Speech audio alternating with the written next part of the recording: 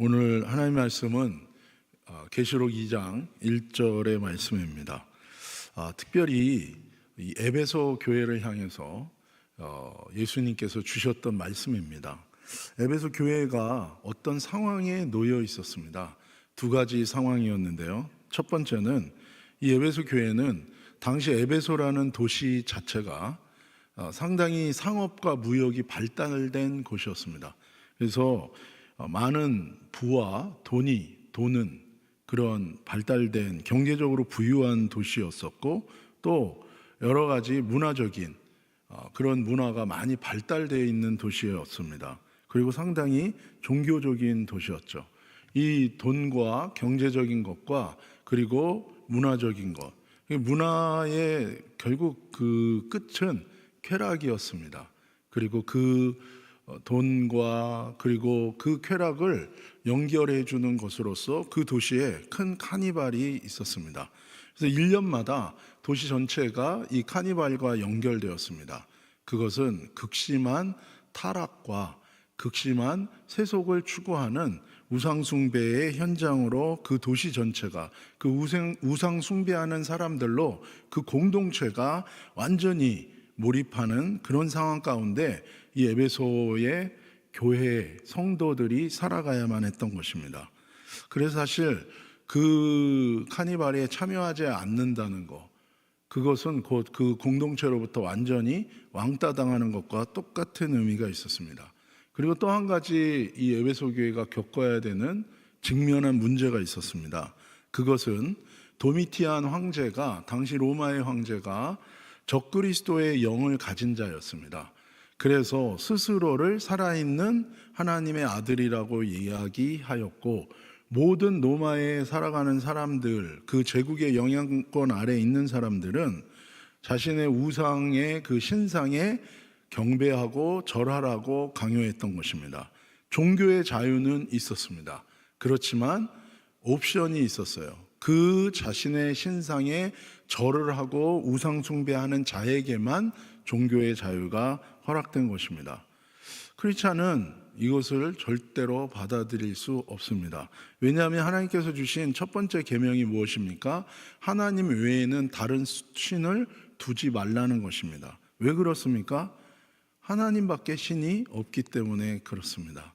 오직 하나님만이 이 세상을 창조하시고 이 세상을 진행하시고 또한 이 세상을 심판하시는, 구원하시는 유일한 신이시기 때문에 그렇습니다.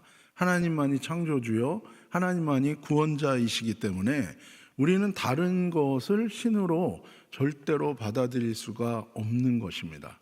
단 한 구절입니다. 단 한 번의 종교적인 행사에 우리가 참여하지 않는 것 때문에 당시에 에베소에 있는 모든 교인과 모든 교회와 교인들은 모든 인생의 것을 다 잃어버릴 수 있는 위기 가운데 처해 있었던 것입니다. 그런 상황 가운데 사회적으로 소외받고 사회적으로 불이익을 받고 또 생존의 위협을 느끼는 사람들, 에베소 교회, 단순히 예수님을 따른다는, 예수님의 가치를 따르고 그 믿음을 따른다는 이유 하나만으로 그런 삶의 도전 가운데 있었던 이 에베소 교회를 향해서 예수님께서 오늘 주신 말씀이 바로 2장 1절의 말씀입니다. 우리가 이런 상황을 기억하면서 다시 한번 이 계시록 2장 1절의 말씀을 한 번 더 읽도록 하겠습니다. 우리 자막을 통해서 함께 읽겠습니다. 시작. 나는 에베소 교회의 사자에게 이렇게 써라. 오른손에 7뼈를 잡으시고 7 금촛대 사이로 다니시는 이가 이렇게 말씀하신다. 아멘. 예수님은 이런 상황과 어려움 가운데 처해 있었던 에베소 교회와 교인들을 향해서 자신이 누군지에 대해서 두 가지로 보여주십니다. 사실 이 계시록에는 세상 말세에 대한, 말세는 언제입니까? 예수님의 초림부터 예수님의 재림까지의 이 모든 역사의 시기가 다 말세입니다. 이 사이에 어떤 일이 일어날 것인지에 대해서 이 계시록 말씀을 통해서 우리에게 분명하게 알려주십니다. 여러분, 하나님은 어떤 분이십니까? 우리에게 말씀하시지 않고는 행하시지 않는 분이세요. 그래서 이 계시록 말씀을 왜 주셨습니까? 겁주려고 준 게 아니라 세상에 어떤 여러 가지 일들이 일어나겠지만 나의 구원의 역사는 계속해서 이렇게 진행이 될 것이다. 그러니 너희는 소망을 잃어버리지 말고 믿음을 잃어버리지 말고 나의 사랑을 의심하지 말고 너희는 끝까지 내 이름을 부르고 나를 의지하라는 거예요. 그럼 반드시 내가 승리를 줄 것이고 너희를 구원할 것이다. 그러면서 이 놀라운 계시를 주시면서 이 계시록 1장에 제일 먼저 주신 계시의 말씀이 무엇입니까? 바로 예수님의 10가지 모습에 대해서 말씀하시는 거예요. 말세에 어떤 일이 일어날 것인가, 역사 속에서 어떠한 경랑이 있을 것인가, 그거에 대한 여러 가지 계시를 주시지만 우리 모든 교회와 크리스찬과 하나님의 자녀들이 붙들어야 된 가장 우선적인 계시는 무엇입니까? 예수님이 누구신가에 대한 계시인 것입니다. 우리가 붙들어야 될 믿음의 근거가 무엇입니까? 세상에 이런 일이 있을 거다, 세상에 이런 일들이 일어날 거다. 그것보다 가장 중요한 거, 우리가 우선순위 해야 되고 붙들어야 되는 것은 예수님이 어떤 분이신가라는 거예요. 예수님이 어떤 분이신가라는 이 말씀은 그냥 도구마적인 교리적인 말씀으로 하신 게 아니에요. 지식적인 말씀으로 하신 것이 아니라 이 예수님이 너희의 인생과 이 세상의 역사 가운데 어떤 분으로서 개입하시고 역사하시는지에 대한 모습을 10가지로 보여주신 것입니다. 그 가운데에 에베소서 교회를 향해서 계시록 2장 1절에서는 2가지 모습을 말씀하시는 거예요. 첫 번째는 7별을 쥐고 계신 예수님의 모습입니다. 두 번째는 무엇입니까? 7 금초대 사이를 거니시는 예수님의 모습이에요. 특별히 어떤 옷을 입고요? 발 밑에까지 끌리는 옷을 입고, 먼저 7별을 쥐고 계신 예수님의 모습이에요. 에베소 교회를 향해서 주님께서 말씀하시는 거예요. 너희는 기억하라는 거예요. 여러분, 에베소 교회를 향하여 말씀하신 것은 곧 이 말세라는 시간의 역사의 이 현장 속에서 살아가는 지금의 교회와 교회인 저와 여러분을 향하여 주님이 주시는 말씀이기도 해요. 우리의 삶 가운데 여러 가지 많은 일들이 일어납니다. 우리가 감당할 수 없는 인생의 여러 가지 문제와 파도들은 쉴 새 없이 우리를 향해 달려오고 있어요. 어저께도 밤 10시 반에 일본의 도쿄에서 전화가 왔습니다. 어떤 자매가 저에게 연락을 했어요. 전 처음 보는 자매인데 다른 분을 통해서 연락이 왔어요. 이 자매가 어렸을 때부터 처해 있었던 여러 가지 상황은 기가 막힌 상황 가운데 놓여 있었습니다. 그래서 그 속에서 그래도 예수님을 만나게 됐어요. 그리고 믿음의 삶을 시작했어요. 그러나 자신이 어렸을 때부터 겪어야 했던 여러 가지 트라우마나 여러 가지 상처나 여러 가지 일들 가운데서 믿음의 생활을 한다는 것 자체가 큰 도전이요, 여러 가지 장애물과 어려움이 많은 상황이었습니다. 그 가운데 이 자매가 전화를 한 거예요. 어젯밤에 사역을 마치고 그때 저는 그 가스 스테이션에 있었습니다. 그래서 이제 주유를 마치고 이제 숙소로 돌아가려고 하는데 전화가 왔어요. 뭐 제가 무슨 대안이 있는 게 아니잖아요. 제가 무슨 능력이 있는 게 아니잖아요. 여러분, 우리가 붙드는 것은 무엇입니까? 능력의 지극히 큰 것이 우리에게 있지 않고 하나님에게 있다는 것입니다. 하나님이 우리의 문제의 모든 솔루션을 갖고 있다라는 거예요. 저도 모릅니다. 근데 전화가 올 때에 그 영혼의 이야기를 듣고 하나님 앞에 우리가 함께 설 때에 하나님은 우리에게 말씀하신다는 거예요. 하나님은 우리에게 뭔가를 말씀해 주신다는 거예요. 그리고 하나님은 우리에게 뭔가를 보여주시고 뭔가를 터치해 주시고 우리를 뭔가 치유하시고 회복시켜 주신다는 것입니다. 10시 반부터 12시 반까지 이 자매의 여러 가지 이야기를 들었습니다. 그리고 함께 기도할 때 하나님께서 이 자매를 만지셨어요. 하나님께서 이 자매를 터치하셨어요. 생각할 수 없고 바랄 수 없고 기대할 수 없었던 이 자매의 복잡한 삶 속에서 놀라운 하나님의 깨달음과 하나님의 영적인 터치가 이 자매에게 임하는 것을 보았습니다. 사랑하는 여러분, 주님께서 우리에게 보여주고자 하시는 그 모습은 무엇입니까? 내가 그렇게 너의 삶 가운데 개입하고, 내가 그렇게 너의 삶 가운데 역사하고, 내가 그렇게 너의 삶 가운데 너를 붙들고 인도하시겠다는 거예요. 첫 번째 모습은 무엇입니까? 7별을 쥐고 계신 예수님. 이 7별은 교회의 지도자들을 의미합니다. 왜 지도자들을 붙들고 계십니까?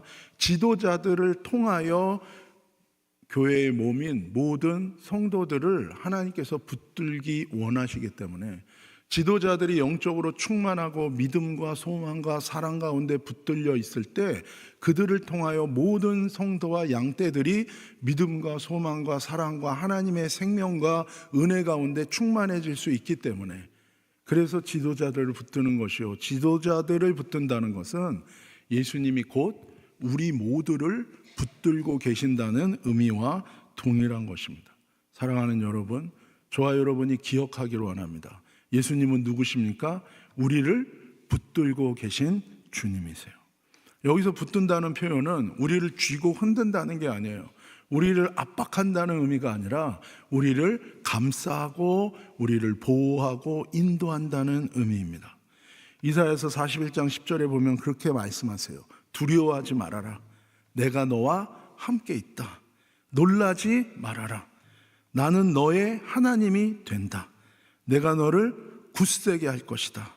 참으로 너를 도와줄 것이다. 참으로 나의 의로운 오른손으로 너를 붙들 것이기 때문이다. 이사야서 41장 13절에 얘기합니다. 이는 나 여호와 너의 하나님이 나의 오른손으로 너를 붙든다. 그리고 지금 너에게 말한다. 두려워하지 말아라. 내가 너를 도우리라. 오른손으로 붙든다는 건 아주 옆에 밀착해서 아주 개인적이고 우리들을 멀리 떨어져 놓는 것이 아니라 아주 직접적으로 우리 옆에서 우리를 붙들고 인도하시겠다는 거예요. 여러분, 우리를 꽉 붙드시고, 우리를 꽉 붙드시고, 폭풍이 오는데 우리를 꽉 붙드시고, 파도가 우리에게 몰아쳐오는데 우리를 꽉 붙드시고, 여러 가지 위험과 여러 가지 위기와 환난이 우리를 향하여 막 몰려오는데 하나님이 우리를 꽉 붙드시고 우리한테 얘기하는 거예요. 걱정하지 마. 내가 너와 함께 있을 거야. 걱정하지 마. 난 너를 놓지 않을 거야. 걱정하지 마. 너는 결코 이 파도에 떠내려고 하지 않을 거야. 이 삶의 모든 문제에 너는 짓눌려 고통하지 않을 거다. 내가 너를 반드시 고통 가운데 건져낼 거다. 사랑하는 여러분, 이 약속은 오늘 저와 여러분을 향한 약속인 것을 여러분이 받으시기를 예수님의 이름으로 축복합니다. 시편 37편 24절에 이렇게 얘기합니다. 그는 넘어질 것이다. 그러나 아주 엎드려지지 아니할 것이다. 왜냐하면 여호와께서 그의 손으로 붙드시기 때문입니다. 저와 여러분 넘어질 수 있습니다. 저와 여러분 실패할 수 있습니다. 그러나 하나님이 저와 여러분을 붙들고 계시기 때문에 아주 엎드려져서 못 일어나지 않을 거라고 주님이 약속해주고 계신 것입니다. 저는 한 거의 20년 전에 온누리교회를 하나님이 이제 떠나서 다른 곳으로 가라 그래서 떠났었습니다. 그때 제가 기도했고 하나님께서는 저에게 미국으로 가라 그랬습니다. 그래서 제가 물어봤어요. 선교지도 아니고 섬도 아니고 농촌도 아니고 왜 내가 미국에 가야 됩니까? 그랬더니 하나님 저한테 그러시더라고요. 너한테는 미국이 광야다 그랬어요. 그래서 가족들을 데리고 LAX에 비행기가 딱 터치다운 하는데 성령님께서 저에게 물어봤습니다. 너 10년 동안 온누리교회에서 매 주일마다 설교했지. 성도들에게 너 뭐라고 설교했어? 저의 대답이 무엇이었을까요? 그걸 제가 어떻게 합니까? 였습니다. 근데 제 영이 대답했어요. 믿음으로 살라고 얘기했습니다. 그때 주님이 저에게 말씀하셨습니다. 그래, 이제 이 땅에서 너 믿음으로 살아라. 여러분, 그때 제가 어떤 생각을 했을까요? 할렐루야? 아닙니다. 제가 순간적으로 뭔가 크게 잘못됐다는 생각을 했습니다. 얼마나 앞으로의 삶이 힘들면 하나님이 믿음으로 살라고 말씀을 하시는가. 그때 저는 저의 믿음의 밑바닥을 보았습니다. 제가 목사지만 나는 믿음이 없는 사람이구나. 여러분, 하나님은 선하신 하나님이세요. 선하신 하나님이 저와 여러분에게 무엇인가를 말씀하셨다면 이제 네가 이 말씀을 네 힘으로 이루기 위해서 너는 모든 것을 다하여 애쓰고 반드시 이거를 성취하라 라고 말씀하시는 게 아닙니다. 선하신 하나님이 우리에게 뭔가를 말씀하실 때는 그 말씀은 무엇입니까? 너는 이것을 이룰 수 없을 것이다. 너는 이 말씀이 너의 삶 가운데 이루어지기는 불가능할 것이다. 그러나 이 말씀이 너의 삶에 이루어지도록 나는 너를 끝까지 도와줄 것이고 끝까지 공급해 주실 것이고 끝까지 너를 도와주고 너를 붙들어 줄 것이라는 하나님의 개런티라는 것을 저와 여러분이 기억하시기를 예수님의 이름으로 축복합니다. 그게 하나님이세요. 여러분, 그 말씀대로 하나님이 저를 믿음으로 살 수 있도록 도와주셨습니다. 마찬가지예요. 하나님께서 저와 여러분에게 뭔가 말씀하실 때 나의 현실과 하나님의 약속이 당연히 다를 것입니다. 그리고 하나님의 약속과 나는 전혀 이루어지지 않을 것입니다. 근데 왜 하나님이 그 말씀을 나에게 하시는가? 그 말씀이 내 삶에 이루어지도록 하나님이 끝까지 나를 붙들어 주시겠다는 하나님의 개런티라는 것을 여러분 잊지 않으시기를 예수님의 이름으로 축복합니다. 유다서 1장 24절에 이렇게 얘기합니다. 능히 너희를 보호하사 거침이 없게 하시고 너희를 그 영광 앞에 흠이 없이 기쁨으로 서게 하실 예수 그리스도를 바라보라고 얘기하는 거예요. 우리는 이 믿음의 길을 우리 힘으로 끝까지 못 갈 것입니다. 온갖 유혹이 있을 것이고 온갖 정죄가 있을 것이고 온갖 낙담이 있을 것이고 온갖 삶의 환난 속에서 우리가 방황할 일들이 너무나도 많지만 오늘 유다서 1장 24절에서 말씀하시는 게 뭐예요? 능히 너희를 보호하고 너희의 장애물이 없게 하고 장애물이 있으면 그 장애물을 치워주고 너희를 하나님의 그 영광 앞에 흠이 없이 설 수 있도록 너를 끝까지 붙들어 주시는 예수 그리스도를 너는 의지하라고 주님께서 말씀하고 계십니다. 특별히 오른손은 하나님의 모든 힘과 권위를 의지하는 거예요. 여러분, 하나님은 유일한 신이십니다. 이 세상에 하나님이 유일한 신이에요. 다른 신 없습니다. 왜요? 하나님만이 창조주시기 때문에 그런 거예요. 눈에 보이는 것은 육적인 것입니다. 눈에 보이지 않는 것은 영적인 거예요. 우리들은 눈에 보이는 것만 있다고 생각해요. 눈에 보이는 것만 다라고 생각해요. 눈에 보이는 모든 것은 히브리서에 뭐라고 얘기합니까? 눈에 보이지 않는 영이신 하나님으로부터 다 나왔다고 얘기하는 거예요. 사랑하는 여러분, 눈에 보이는 현실 속에서 우리가 아무것도 보이지 않을 때 눈에 보이지 않는 영이신 하나님이 저와 여러분을 붙들고 인도하신다는 것을 잊지 않으시기를 예수님의 이름으로 축복합니다. 이 세상에서 우리가 생각하는 힘, 우리가 생각하는 권위, 우리가 생각하는 권세가 있어요. 그러나 그 힘과 권위와 권세는 눈에 보이지 않는 하나님 영이신 하나님의 힘과 권위와 권세에 비하면 아무것도 아닌 것입니다.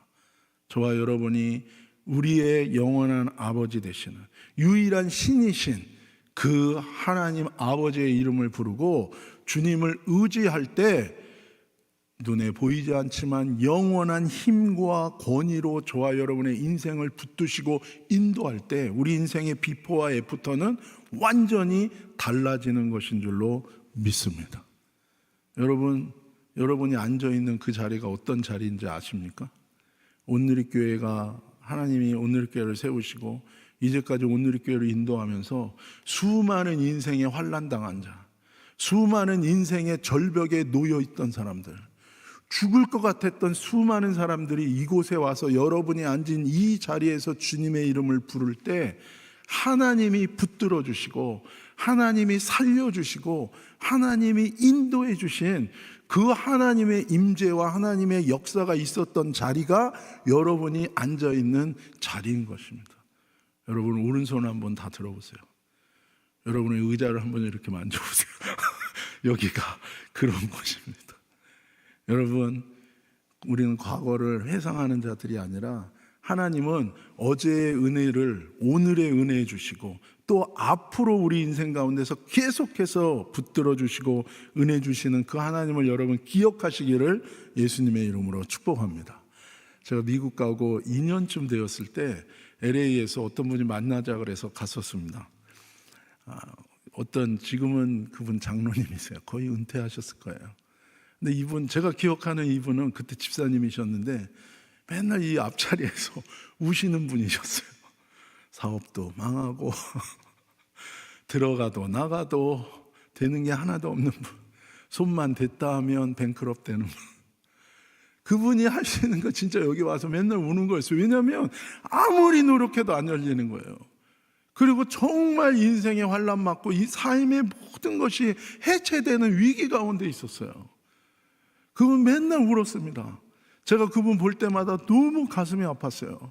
제가 뭐 능력도 없는 목사고 내가 할 수 있는 게 아무것도 없었지만 그분을 바라볼 때 주님의 그 안타까운 마음, 그분의 고통스러운 그 모습을 보면서 지나가지 못하고 능력도 없는 제가 맨날 그분 껴안고, 남자분이십니다 참고로, 그분 껴안고 늘 기도했어요. 근데 이분이 시간이 흘러 제가 오늘을 떠나고 2년이 지난 다음에 LA에 오셨어요. 모든 게 회복되셨습니다. 얼마나 밝은 얼굴로 만났든지. 사랑하는 여러분, 하나님이 우리를 하나님의 강한 권위와 능력으로 붙들고 인도하시겠다고 약속해 주시는 거예요. 솔직히 답이 없습니다. 솔직히 어찌할 줄을 모르겠습니다. 어제 전화했던 그 자매도 어찌할 줄을 몰랐어요. 그런데 주님 앞에 함께 섰을 때에 하나님은 그 자매에게 말씀하셨고 그 장로님에게 말씀하셨고 오늘 이 시간 저와 여러분이 이 자리에서 주님의 이름을 부를 때 주님은 말씀하실 거예요. 꼭 큰 소리 안 질러도 됩니다. 조용하게 말씀하셔도 돼요. 그러나 살아계신 하나님이 저와 여러분의 입을 열어 그분의 이름을 부를 때, 우리의 마음을 열어 그분께 드리며 그분의 이름을 부를 때 주님께서 역사하시고 말씀하시기 시작한다는 것입니다. 요즘에 제가 그 미국에서 성경 공부하는 자매 중에 지니라는 자매가 있어요. 초등학교 교사 자매인데 이 자매가 하루는 저한테 그래요. 하나님의 음성을 너무너무 듣고 싶다는 거예요. 그래서 제가 웃었어요. 뭘 듣고 싶다고? 하나님의 음성을. 그래서 제가 하나님의 음성은 특별한 게 아니야. 요한복음에 예수님이 뭐라고 얘기했는지 알아? 양은 목자의 음성을 너무나 내추럴리 그냥 듣는 거야. 그러면서 예수님이 말씀하셨어. 내 양은 내 음성을 당연히 들을 수 있을 거다. 여러분, 이게 왜 가능합니까? 우리에게 예수님을 회개하고 예수님이 내 죄를 대신해서 십자가에 죽은 것을 우리가 믿을 때 선물로 성령을 주셨어요. 성령 하나님이 내 안에 들어와 계신다고요. 이제는 여러분은 그냥 사람이 아니에요. 여러분 누구입니까? 성령 하나님이 계신 사람들이에요. 여러분은 이제 성령의 사람이 된 거예요. 여러분 두 손을 한번 들어보십시오. 여러분 여기 배에다가 갖다 대시기 바랍니다. 그리고 한번 얘기하세요. 내 안에 성령 하나님 계세요. 네. 할렐루야. 옆에 있는 분을 향해서 얘기해 주십시오. 당신 안에 성령 하나님 계십니다. 한 번 더 얘기해 주세요. 당신은 대단한 분이십니다. 한 번 더 얘기해 주세요. 당신은 대단한 분이십니다. 이렇게 한번 마지막으로 얘기해 봅시다. 예전에 미처 몰랐습니다. 여러분, 하나님이 우리 안에 계시기 때문에 우리의 마음이 울리고 우리의 생각 가운데 하나님의 음성이 떠오르는 거예요. 그래서 이 진자매가 하나님께 마음을 열고, 뭘 억지로 하는 게 아니에요. 하나님께 마음을 열고 주님의 이름을 불렀어요. 주님, 그때 옆에서 같이 기도하던 저에게 주님께서 이 진이 자매에게 뭐라 그러는지가 확 느껴지는 거예요. 뭐라 그러시냐면 사랑하는 내 딸아, 딱 그러는 거예요. 그게 느껴지는 거예요. 순간 저는 울었습니다. 창피하게 울었습니다. 왜 울었냐면 하나님이 자기 딸한테 너무너무 얘기해 주고 싶었던 게 있었던 거예요. 어쩌면 하나님은 진이 자매한테 계속 얘기하고 있었어요. 사랑하는 내 딸아, 사랑하는 내 딸아. 때로는 사탄이 와가지고 진이 자매를 정죄하고 네가 이러고도 크리스찬이냐, 네가 이러고도 믿는 거냐, 너는 믿음이 없다, 있다, 없다, 예전에 있었다, 별의별 말을 다 해. 그러나 하나님은 변함없이 자신의 딸 진이 자매에게 계속 얘기하고 있었던 거예요. 뭐라고요? 사랑하는 내 딸 진이야. 제가 옆에서 깜짝 놀랐어요. 아, 이게 하나님 마음이구나. 여러분, 오늘 이 시간에 저와 여러분이 하나님께 마음을 드리고 마음을 열고 그분의 이름을 부를 때 우리의 영을 향하여 영이신 하나님이 말씀하실 거예요. 뭐라고요? 사랑하는 내 딸아, 사랑하는 내 아들아.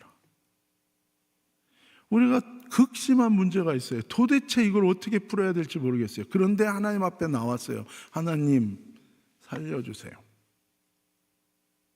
그때 하나님이 한 말씀 하시는 거예요. 사랑하는 내 아들아. 끝난 것입니다.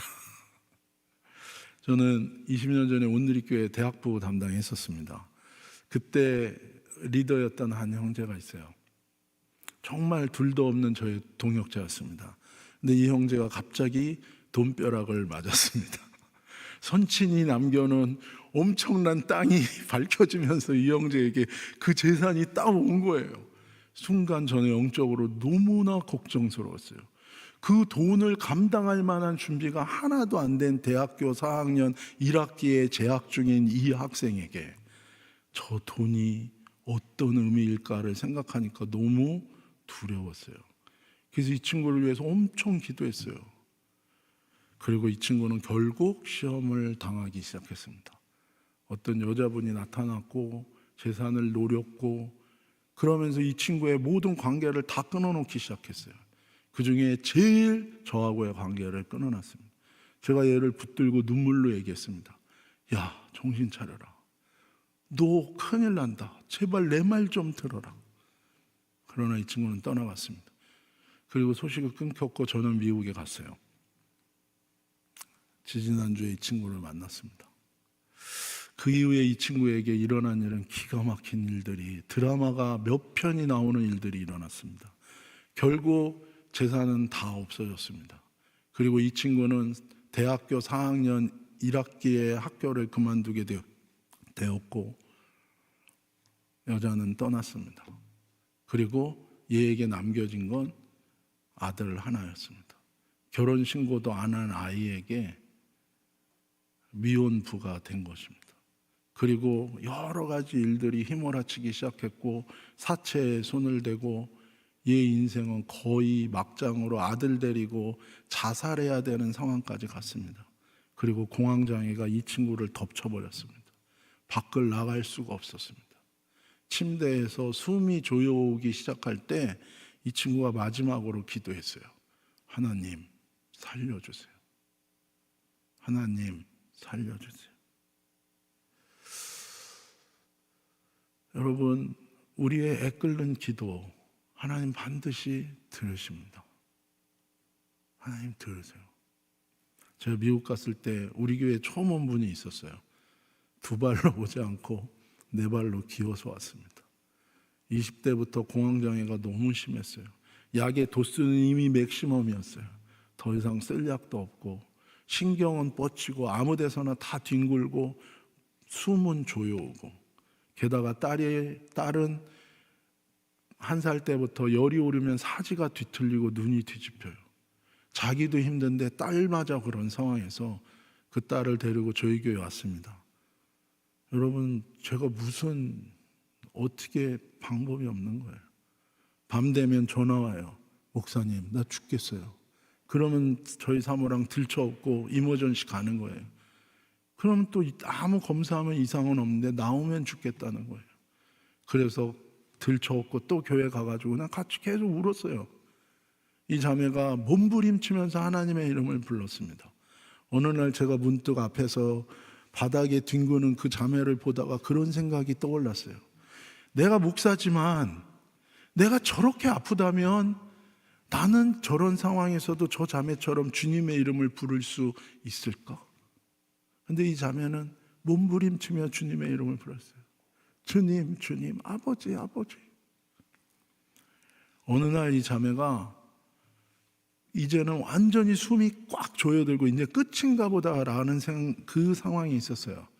그런데 그 상황에서 자기 눈앞에 발 2개가 보이는 거예요. 직감적으로 예수님의 발이라는 걸 알았어요. 그리고 올려다 봤을 때 예수님이 우리 수잔에게 안수했어요. 그때 숨이 풀리고 이 자매가 살아났습니다. 그 딸은 2년 만에 치유됐어요. 지금 고등학교 2학년이고 이 자매는 이제 간호사가 될 거예요. 너무나 건강해졌어요. 그리고 우리 수자는 4발로 왔는데 지금은 2발로 교회 옵니다. 물론 여전히 많은 어려움이 있지만 수잔의 마음속에 하나님 나라가 있어요. 그리고 하나님의 손으로 우리 수잔을 하나님께서 붙들어 주셨어요. 그 형제도 그 핏덩어리 같은 애 옆에 놓고 자기가 숨이 막히는 상황 가운데서 한마디로 외쳤어요. 하나님 살려주세요. 그때 하나님이 얘를 붙드시고 터치하시고 회복시키기 시작한 것입니다. 기적이 있는지 없는지 그것이 중요한 것이 아니라 하나님이 살아계시다는 것입니다. 분명히 말씀하십니다. 우리의 믿음은 하나님이 계시다는 것과 하나님을 찾는 자에게 응답하시고 상 주시는 하나님이라는 것입니다. 사랑하는 여러분, 저와 여러분을 사랑하시고 저와 여러분을 구원하기 위해서 우리의 죄를 대신해서 십자가에 죽으신 우리의 하나님, 성부, 성자, 성령 하나님이 여러분을 사랑하시고 우리를 붙드시겠다고 약속하시는 거예요. 여러분, 이제 어떤 상황에서도 낙담하지 마세요. 어떤 상황에서도 여러분 주님의 이름을 부르십시오. 그리고 기억하세요. 능력의 큰 것이 나에게 있지 않고 하나님께 있다는 거예요. 여러분, 다른 사람의 간증만 듣는 게 아니라 저와 여러분의 삶의 그 현장 속에서 주님의 이름을 부르기 시작할 때 다른 사람의 귀로 듣던 간증이 내 눈앞에 현실로 하나님이 역사하실 줄로 믿습니다. 어느 시골에 권사님 3분이 계셨어요. 3분이 모여서 얘기했어요. 야, 우리가 하나님 앞에 가기 전에 마지막으로 전도는 해보고 가자. 그래가지고 3분이 모여서 처음으로 작정하고 창피하지만 역으로 갔어요. 갔더니 한 20대 남자 청년이 있었어요. 그래서 말했어요. 예수 믿으세요. 그랬더니 이 청년이 뭐라 그랬는 줄 아세요? 꺼져. 그랬어요. 나 에이즈 걸렸어. 예수? 예수가 뭔데? 나 에이즈 걸렸어. 내 인생 끝났어. 꺼져. 이분들이 울면서 돌아오셨어요. 그리고 교회에 서로 손을 붙들고 앉았어요. 도대체 우리가 믿는 예수는 뭔가? 예수님 구원자잖아. 근데 우리가 믿는 예수님은 뭐지? 에이즈 걸린 저 20대 청년한테 이 예수님은 뭐지? 답을 모르겠어요. 그래서 손 붙들고 계속 울었어요. 그러다가 이 권사님들에게 2가지 하나님께서 생각나게 하셨습니다. 첫 번째, 매일 모여서 이 청년을 위해서 기도하자. 2번째, 우리도 가난하지만 반찬 하나씩 갖고 와서 도시락 만들어서 이 청년한테 갖다 주자. 이 청년 안 먹었습니다. 집어 던지면서 얘기했어요. 나 교회 가게 하려고 이런 거 갖고 왔어? 꺼져. 한 달을 그렇게 했어요. 권사님들 계속 기도하고 계속 갔어요. 나중에 이 청년이 불현듯 엄마 생각이 났어요. 그래서 도시락을 받아서 먹기 시작했어요. 그리고 6개월이 지났어요.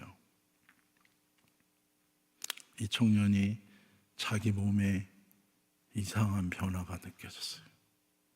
그래서 보건소에 갔어요. 그래서 검진 받았어요.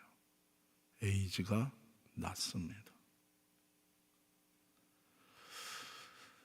우리는 여러 가지 삶의 일들이 있을 수 있습니다. 그러나 분명한 것은 무엇입니까? 창조하신 하나님은 살아계시고 저와 여러분이 부를 수 있는, 우리를 붙들어 주신 하나님은 분명히 계시다는 것입니다. 주님은 말씀하세요. 내가 너를 붙들고 있다. 내가 너를 감싸고 있다. 나는 너를 절대로 놓지 않을 것이다. 그러니 내 이름을 불러라. 한번 우리 3번 불러보겠습니다. 주님, 주님, 주님. 시작. 주님, 주님, 주님. 한 분이 입을 안 벌리셨습니다. 다시 한번 해보겠습니다. 주님, 주님. 시작. 작은 소리도 괜찮아요. 소리를 내서 시작. 주님, 주님, 주님. 할렐루야. 두 번째 예수님이 말씀하시는 것은 무엇입니까? 우리 가운데 다니신다는 거예요. 드레스 코드가 뭔지 말씀하셨습니다. 발에 끌리는 옷, 대제사장의 옷입니다. 예수님이 대제사장으로서 촛대는 교회고 교회는 저와 여러분이에요. 저와 여러분 사이를 다니시면서 대제사장이 하는 일이 무엇입니까? 성막에서 촛불 꺼지지 않도록 기름을 붓는 거예요. 스가랴서에 보면 7 금촛대가 나오고 양쪽에 2 감람나무가 파이프라인처럼 연결돼서 그 불이 꺼지지 않도록 끊임없이 기름을 공급하는 환상을 보여주셨고, 요한계시록 2장 1절에서도 다니시는 예수님, 우리에게 기름 부어주는 거예요. 그럼 그 기름은 뭡니까? 까놀라유예요? 아니면 올리브예요? 종류가 뭐예요? 하나님의 영입니다. 사람은 무엇으로 살까요? 하나님의 영이에요. 힘과 능으로도 안 되지만 하나님의 영, 성령을 내가 너희에게 부어줄 거고 그 영의 생명으로 너희는 살아갈 거라는 거예요. 믿음이 없어요. 그런데 하나님의 영이 부어지면 내 안에 믿음이 충만해지는 거예요. 나는 소망이 없어요. 보이지 않아요. 그런데 하나님의 영이 부어지면 내 안에 소망이 생기는 거예요. 사랑이 없어요. 그런데 하나님의 영이 부어지면 하나님의 사랑이 느껴지고 하나님의 사랑을 확신하고 나도 하나님의 사랑으로 움직일 수 있게 되는 것입니다. 주님은 우리에게 오셔서 기름 붓고, 지금도 여러분에게 기름 붓고 계세요. 이건 실체입니다. 기름 붓고 계세요. 여러분이 예배 드릴 때 주님 오셔서 여러분에게 기름을 붓고 계세요. 여러분이 큐티할 때 주님 오셔서 여러분에게 기름 붓고 계세요. 여러분이 찬양할 때, 여러분이 주님의 이름을 부를 때 주님은 여러분에게 계속 기름 붓고 계세요. 저와 여러분의 삶의 불이 꺼지지 않도록 주님은 계속 은혜 주시는 거예요. 그래서 여러분 주님의 이름을 부르십시오. 주님의 말씀을 내 입술에 두고 읽으십시오. 성경은 눈과 머리로 읽는 게 아니에요. 성경은 입으로 읽는 거예요. 하나님의 말씀을 우리의 입술로 얘기할 때 똑같은 책에 잉크로 쓰여졌지만 사람의 책과는 다른 것은 영이신 하나님의 말씀은 살아서 스스로 움직이는, 역사하는 영의 말씀이기 때문에, 양식이기 때문에 그 말씀을 내 입술에 둘 때 그 말씀이 나를 치유해요. 회복해요. 믿음을 줘요. 우리를 성숙하게 합니다. 성경에 뭐라고 얘기합니까? 성경은 좋은 약이래요. 좋은 약. 하나님의 말씀을 여러분 드십시오. 하나님의 말씀을 읽으십시오. 하나님의 말씀을 소리내어 읽으십시오. 그때 하나님의 말씀이 우리를 치유하고 회복시키는 거예요. 여러분 요즘에 공동체 성경 읽기 예배 때 하시죠? 그때 너무너무 좋아요. 저도 지난주에 포인트5 공동체 설교하러 갔다가 너무 좋더라고요. 그 말씀을 듣다가 제가 설교하는 거 까먹을 뻔했어요.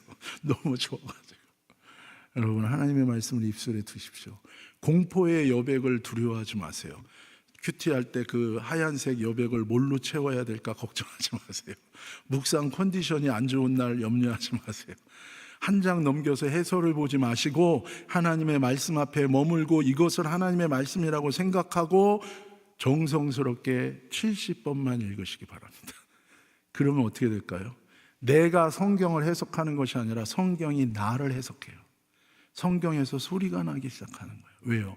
하나님의 말씀은 살아있고 운동력이 있고 움직이고 우리의 골수와 관절을 다 쪼개고 우리를 살리고 수술하고 치유하고 위로주는 살아있는 말씀이기 때문에 그래요. 하나님의 말씀을 입술에 두십시오. 못 당할 겁니다. 삶의 어떤 무게도 내가 하나님의 말씀을 내 입술에 두고 내 마음을 주님께 열고 주님의 이름을 계속 부른다면 어두움은 있을 수 없을 것입니다. 하나님은 계속해서 저와 여러분에게 하나님의 성령을 부어줄 것이고 저와 여러분의 인생은 나도 모르는 사이에 변화가 일어나기 시작할 거예요. 우리 가운데 불면증은 떠나가고 우리 가운데 공황장애도 해결되고 내 삶의 솔루션들이 하나하나 풀어지기 시작할 것입니다. 주님은 오늘 저와 여러분에게 약속하십니다. 내가 너를 붙들고 있다. 그리고 나는 너에게 다가가서 너에게 기름 붓고 있다고 얘기하십니다. 아무리 어두워져도 괜찮습니다. 하나님이 우리를 붙들고 계시고 하나님이 기름 붓고 계세요. 여러분은 아무리 연약합니까? 아무리 부족합니까? 아무리 없습니까? 괜찮아요. 주님이 계세요. 저는 하나님이 나가서 전도하라 그랬었어요. 미국 마켓에 가서 가장 부자 동네에서 전도하니까 사람들이 너무 싫어했어요. 근데 지금은 물어봐요. 니네 아버지 뭐 하시냐? 재벌이냐? 그럼 제가 그래요. 재벌보다 조금 더 낫다. 사랑하는 여러분, 주님이 붙드시고 기름 붓고 계시니 아무 염려 안 하시기를 예수님의 이름으로 축복합니다. 단지 해야 될 게 있습니다. 주님께 마음을 열고 주님의 이름 부르세요. 기적이 일어날 것입니다. 주님의 말씀을 입술에 계속 두세요. 기적이 일어날 것입니다. 하나님이 저와 여러분 가운데 역사하실 줄로 믿습니다. 그런 의미에서 마지막으로 주님 주님 세 번만에 더 해보겠습니다. 시작. 주님 주님 주님. 손을 한번 이렇게 벌려서 예수님을 껴안듯이 주님 세 번 시작. 주님 주님 주님. 사람 많은 데서는 가급적 안 하시기 바랍니다. 하나님은 너무나 선하신 분이세요. 오늘 이 시간에 우리가 아까 불렀던 찬양 중에 하나를 같이 부르면서 우리가 한번 마지막으로 기도했으면 좋겠거든요. 그래서 어떤 찬양을 할지는 우리가 말씀해 주실 거예요. 사랑하는 여러분, 어떤 자매가 있었습니다. 이 자매가 힘들었어요. 근데 이 자매가 여기처럼 아름다운 선택을 했어요. 어떤 선택일까요? 하나님을 선택한 거예요. 하나님을 부른 거예요. 한국 교회는 모든 게 다 갖춰진 데서 시작한 것 아닙니다. 아무것도 없는 다 파괴된 전쟁의 진짜 쓰레기 더미 속에서 처칠이 우리나라 보고 뭐라 그랬는지 아시죠? 한국이 민주주의 한다고? 쓰레기통에서 장미를 구해라 라고 얘기했던 나라가 우리나라였어요. 그런 상황 가운데서 아주 절망적인 사람들, 북한에서 내려와서 피난민으로 산에 토구를 파고 거적대기 하나 걸치고 남편과 부인, 애들 7이 같이 살았어요. 부인은 심장병이었고 남편은 세상을 한탄하면서 알코올릭으로 맨날 부인을 때렸습니다. 아이들은 구두 닦기, 소매치기. 그 가족에 무슨 소망이 있을까요? 어느 날 그 가족에게 한 전도사님이 찾아왔습니다. 남의 참외밭에 거적대기 깔고 교회를 시작한 그 전도사님이 얘기했어요. 예수 믿고 구원 받으세요. 천국 가세요. 예수 안 믿으면 지옥 가요. 그랬더니 그 부인이 얘기했어요. 지옥? 난 지금이 지옥인데 내가 갈 지옥이 또 있어? 천국? 쌀 한 톨 갖다 주는 게 나한테 천국이야. 이 전도사님은 전도당했어요. 그래서 교회를 그만해야겠다 생각했을 때 복음서를 마지막으로 읽을 때 깨달았어요. 예수님은 하나님 나라를 말만 한 게 아니었어요. 예수님은 저와 여러분에게 하나님 나라를 주시는 분이신 거예요. 그래서 이분이 다시 찾아갔어요. 그리고 얘기했어요. 당신 남편 예수님이 알코올릭에서 구원할 수 있습니다. 정말 옷 입고 따라 나섰어요. 교회라는 데 가봤어요. 남의 참외밭에 거적대기 깔아놓은데 이 부인이 얘기했어요. 너나 나나 처지가 비슷하다 그랬어요. 그런데 거기에서 결국 하나님의 기적이 일어났습니다. 코마 상태에 빠졌던 그 남편, 이 전도사님 어떻게 해야 될지 몰랐어요. 그건 들은 건 있어요. 나는 없지만 예수님은 한다는 거예요. 예수 이름에 권세가 있다는 거예요. 그래서 예수 이름으로 기도할 때 회복이 됐어요. 그리고 알코올이 끊어졌습니다. 많은 일들이 있었지만 결국 그 가정이 회복되고 그 부부가 그 교회의 첫 번째 장로요, 첫 번째 권사가 되었고 그 자녀들 가운데 3명이 목사가 되었습니다. 자기적으로 만들어내는 스토리가 아니라 누구든지 주님의 이름을 부를 때 내 지금 상황이 얼마나 힘들더라도 하나님은 반드시 솔루션과 돌파구가 되어주실 줄로 믿습니다. 하나님이 붙드시기 때문에, 하나님이 기름 부으시기 때문에 그런 줄로 믿습니다.